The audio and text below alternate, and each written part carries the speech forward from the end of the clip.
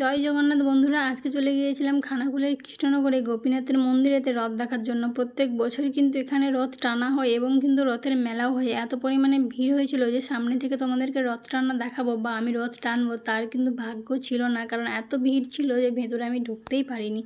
তোমরা কারা কারা জানতে না বলো তো আমার মতো যে কৃষ্ণনগরের গোপীনাথের মন্দিরটাকে গুপ্ত বৃন্দাবন বলা হয় বলে? আমি কিন্তু জানতাম না, কিছুদিন আগেই আমি কিন্তু জানতে পেরেছি। আচ্ছা, তোমরা কারা কারা খানাকুল থেকে আমার ভিডিও দেখো অবশ্যই কমেন্ট করে জানিও।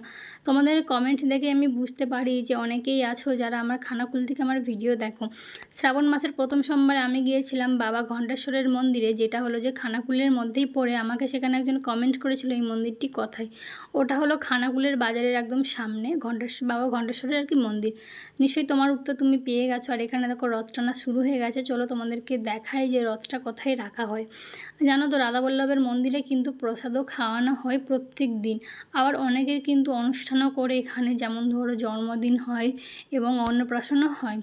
এই দুটো জিনিসই আমি জানি, আর কী হয় আমি জানি না। তো যাই হোক, আমি ভেতরে ঢুকে পড়েছি। অনেকটাই কিন্তু ফাঁকা হয়ে গিয়েছিল রথ টানার পর। আর এই যে দেখতে পাচ্ছ, এই ঘরটার মধ্যে কিন্তু রথটা রাখা হয়। তো যাই হোক, আজকের মতো শেষ করছি, আবার পরের ভিডিও দেখা হবে। তোমরা কে কোথা থেকে আমার ভিডিও দেখো অবশ্যই জানিও, আর আমার ভিডিওটা কেমন লাগলো